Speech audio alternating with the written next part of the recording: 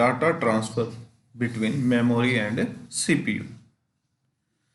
देखिए, पहले जो हमने पढ़ा था वो पढ़ा था मेमोरी के बारे में कि मेमोरी क्या है, कितने टाइप की होती है मेमोरी और क्या उसका साइज होता है, इनपुट आउटपुट डिवाइसेस, इनके बारे में। प्राइमरी स्टोरेज, प्राइमरी मेमोरी और सेकेंडरी मेमोरी, ठीक है, और उनके डिवाइस सेकेंडरी। अभी जो हम पढ़ने जा रहे हैं, आज का जो हमारा टॉपिक है वो है data transfer between memory and CPU.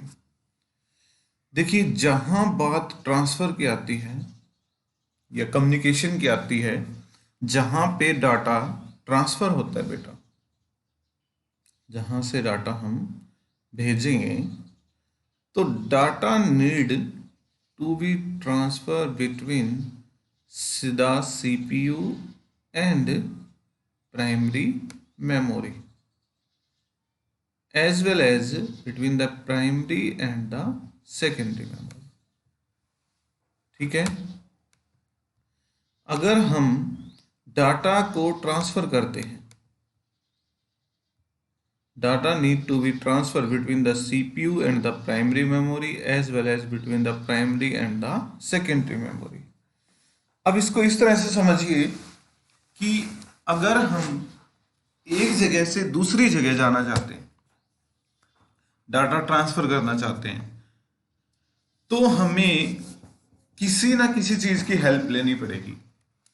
हमें कोई सामान भेजना है कहीं पे, तो उसके लिए या हमें खुद जाना है, तो हमें भी कोई ना कोई बेटा डिवाइस चाहिएगा। जैसे हमें एक जगह से, यहाँ से दादरी से रोहतक जाना है, तो हमें, या हम क्या करेंगे, या तो कार लेंगे या हम बस लेंगे। ठीक है, तो डाटा जो ट्रांसफर होता है, data are transfer between the different component of computer system using physical wire are called bus. तो आप ये मान लीजिए, इस बस के अंदर, ये जो बस है जो डाटा ट्रांसफर कर रही है कंप्यूटर के अंदर, वो क्या है, आपकी wires, using the physical wires. Wire की हेल्प से क्या हो रहा है, डाटा ट्रांसफर हो रहा है बेटा।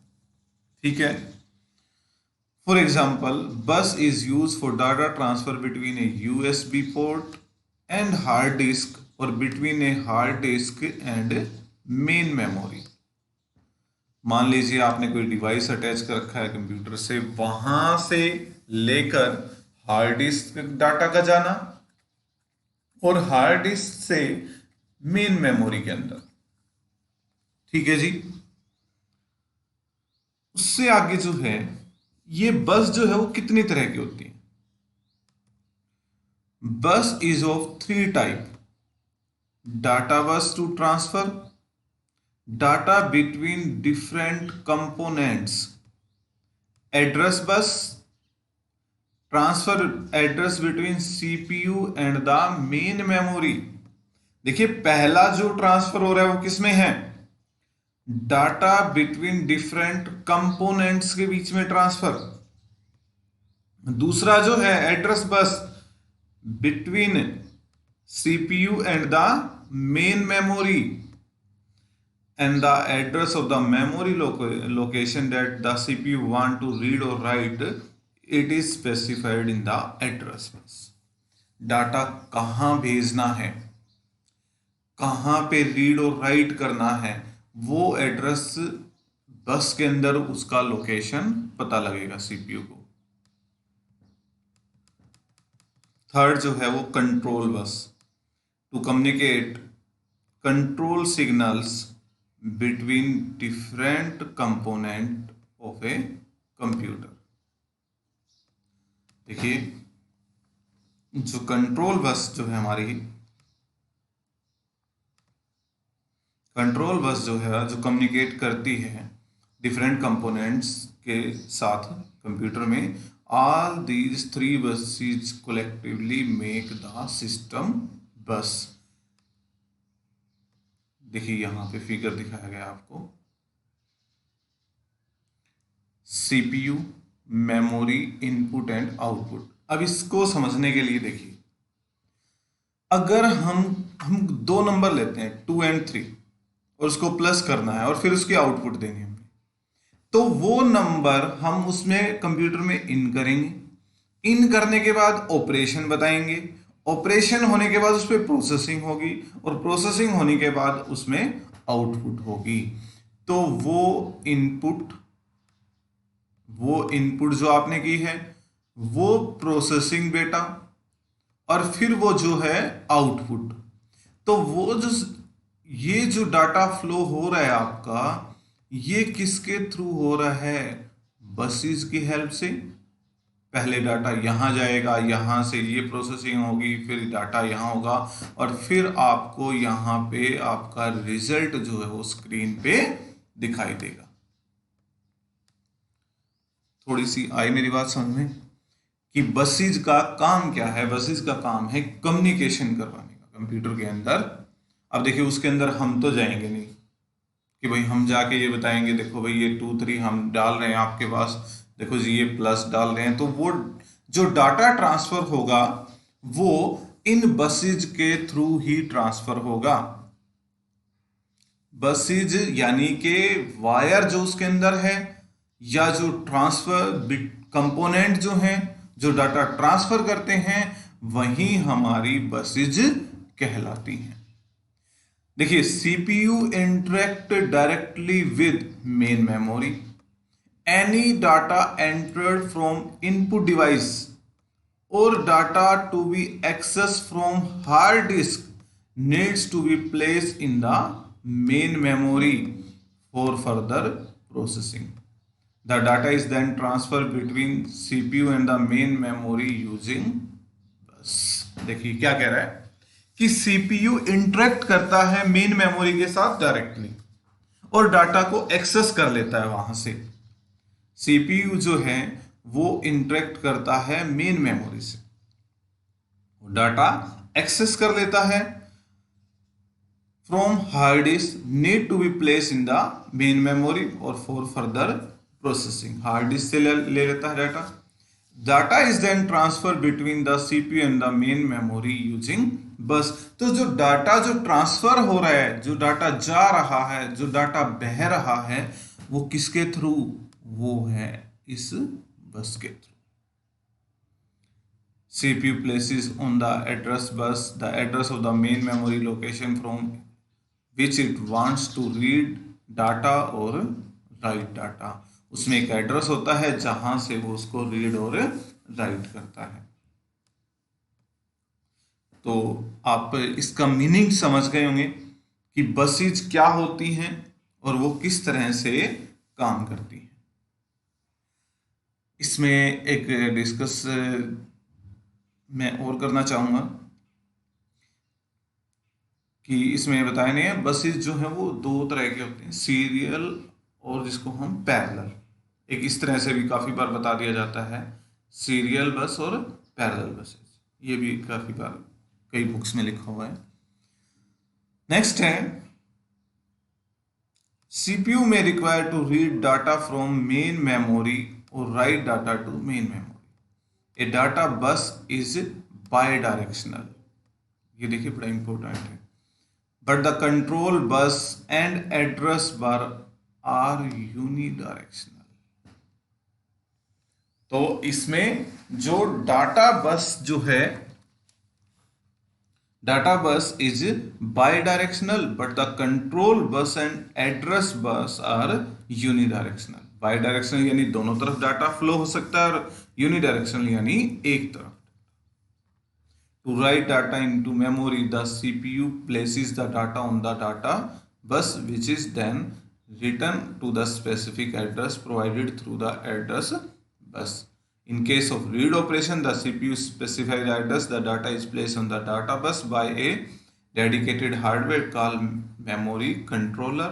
The memory controller manages the flow of data into and out of the computer memory. देखिए इसमें क्या बताया कि डाटा को राइट करना है मेमोरी में, सीपीयू क्या करता है, डाटा को डाटा बस के पास भेजता है, which is then return to the specific address जहां उसको डाटा प्रोवाइड करना था। Through the address bus. किसका यूज करके? Address bus. भाई कहाँ कौन से एड्रेस पे ले जाना है डाटा, किस एड्रेस पे डाटा को प्लेस करना है, वो तो एड्रेस बस बताएगी। अच्छा, read operation, CPU specify the address, वो उसको पता है भाई यहाँ से डाटा रीड करना है, and data is place on the data bus by a dedicated hardware called memory controller. जहाँ पे डाटा को ये मान लीजिए प्लेस किया जाता है जिस भी हार्डवेयर की मदद से, कॉल्ड मेमोरी कंट्रोलर, और वहाँ पे क्या लगा होता है कि मेमोरी कंट्रोलर। तो बेटा इसमें जो है ना, बस मेन थिंग ये है कि आपको बताया है कि बस होती क्या है, बस का क्या काम होता है कंप्यूटर के अंदर, कितनी तरह की बस होती है। 3 तरह की बस है आपके पास, ठीक है जी, कंट्रोल बस, एड्रेस बस और डाटा बस। ये 3 तरह की आपकी जो हैं वो बसेज हैं, ठीक है, और वो डाटा ट्रांसफर करने का काम करती हैं। नेक्स्ट जो है वो है माइक्रो प्रोसेसर। अब माइक्रो प्रोसेसर क्या है बेटा? अब देखिए यहां पे 2 वर्ड जुड़े हुए हैं, माइक्रो और प्रोसेसर। अब बात करते हैं प्रोसेसर की। अब कई बार कहते हैं कि आपका प्रोसेसर स्लो है, आपके सीपीयू जो है वो अच्छे से काम नहीं कर रहा, ठीक है। तो ये प्रोसेसर क्या है? ये हमारा ये प्रोसेसर हम इसको बोलते हैं जनरली, ठीक है। सुनिए अब इसका थोड़ा सा, अब इसको माइक्रो प्रोसेसर क्यों बोला गया है, ये बड़ी इंपॉर्टेंट बात है। In earlier days, a computer CPU used to occupy a larger room or multiple cabinets. पहले जो कंप्यूटर होते थे बेटा, बड़े बड़े कंप्यूटर होते थे, एक एक ये लगा लीजिए सीपीयू जो होता था उनका इतना वर्किंग, मतलब कि लार्ज रूम में, पूरे रूम में वो है जो ऑक्यूपाई होता था। With the advancement of technology, the physical size of the CPU has reduced, and now it is now possible to place a CPU on a single microchip only. पहले जो टेक्नोलॉजी थी वो ओल्ड टेक्नोलॉजी में और अब की जो technology है उसमें काफी डिफरेंस आ गया है। अब आपका सीपीयू एक चिप के ऊपर आ चुका है। चिप जो होती है उसके ऊपर, चिप का साइज ये देख लीजिए आप, एक छोटी सी चिप का क्या साइज है, 2 या 3, 1 सेंटीमीटर, 2 सेंटीमीटर, 3 सेंटीमीटर में। A processor CPU which is implemented on a single microchip called microprocessor, वो क्या कहलाता है आपका? माइक्रोचिप के ऊपर जो प्रोसेसर अब काम कर रहा है वो क्या है आपका? Micro processor. Nowadays almost all the CPU are microprocessor, hence the terms are synonymously used for practical purpose.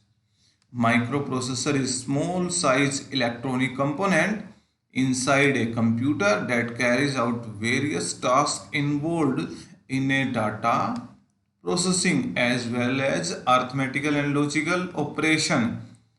क्या कह रहा है कि माइक्रो प्रोसेसर वो स्मॉल साइज कंपोनेंट है जिसपे कंप्यूटर के बहुत सारे टास्क जो है वो परफॉर्म किए जा रहे हैं। These days microprocessor is built over an integrated circuit IC, ठीक है जी, IC, जिसके ऊपर बहुत सारी माइक्रोचिप भी कनेक्ट हो जाती हैं और वो बन जाती है इंटीग्रेटेड सर्किट आपकी। देखिए माइक्रो प्रोसेसर है evolved over time in terms of their increasing processing capability, decreasing physical size and reduced cost। अब माइक्रो प्रोसेसर को हमने कैसे डेवलप किया और किस बेस पे वो डेवलप होती चली गई, वो है उनकी स्पीड, साइज और कॉस्ट, ठीक है।